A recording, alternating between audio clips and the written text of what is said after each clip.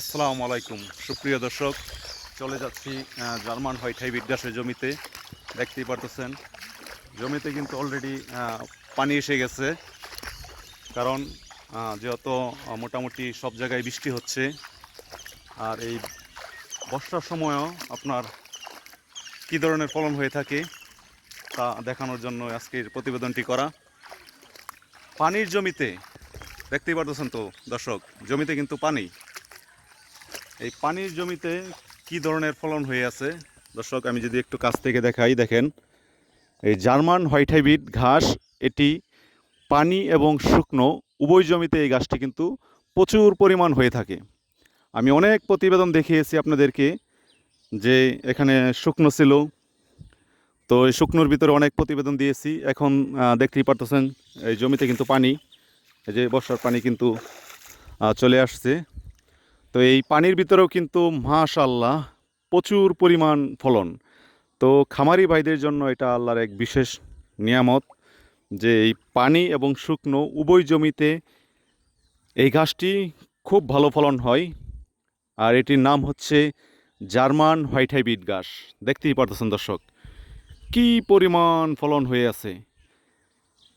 তো এমন একটি ঘাস যদি কোনো খামারি ভাইয়ের থাকে, তাহলে তার কাঁচা ঘাস নিয়ে আর টেনশন নেই। কারণ আপনার জমিতে যত পানিই হোক, এই ঘাস খুব ভালো ফলন হবে এবং শুকনো থাকলেও খুব ভালো ফলন হবে। তো এই ঘাস এখনও যারা চাষ করেন নাই, তারা অতি দ্রুত এই ঘাস চাষ করুন। আপনার খামারের খাদ্য খরচ এটা কমিয়ে আনতে খুবই এটা সাপোর্ট দিবে।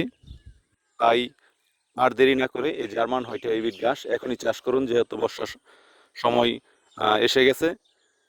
তো এই ঘাস যদি এখন রোপণ করেন, আপনার জমিতে যত পানি হোক না কেন, এই ঘাস কিন্তু আর মারা যাবে না। দেখতেই পারতেছেন আমার জমিতে কিন্তু অলরেডি পানি, যে পানি দেখা যাচ্ছে। তো এখানে কিন্তু আপনার 2 থেকে 3 ফিট 4 ফিট পর্যন্ত পানি হয়ে যাবে। তখনকার প্রতিবেদনগুলো আপনাদেরকে আমি দিব। তো এটি কিন্তু খামারি ভাইদের জন্য খুবই একটি লাভজনক ঘাস। আমি আবারও বলছি, যারা এখনও এই জার্মান হোয়াইট হাইব্রিড ঘাস চাষ করেন নাই, তারা অতি দ্রুত এই ঘাসটি চাষ করুন। কারণ খাদ্যের যে দাম, আপনি এত দাম দিয়ে দানাদার খাদ্য কিনে খাইয়ে খামার করে লাভ করতে পারবেন না। তাই আমার মতো এই ধরনের জার্মান হোয়াইট হাইব্রিড ঘাস চাষ করুন। দর্শক দেখতেই পারতেছেন কি পরিমাণ ফলন হয়েছে, এটা আল্লাহর এক বিশেষ নিয়ামত। তো এই দেখেন, আমি আবারও দেখাচ্ছি, জমিতে কিন্তু পানি। এই জমিটা কিন্তু আমার এক চাচার। তো উনি এই জমিটাকে এই যে এইভাবেই 7 থেকে 8 মাস ফেলে রাখবে। আমি ফেলে না রেখে এ ধরনের ঘাস চাষ করছি।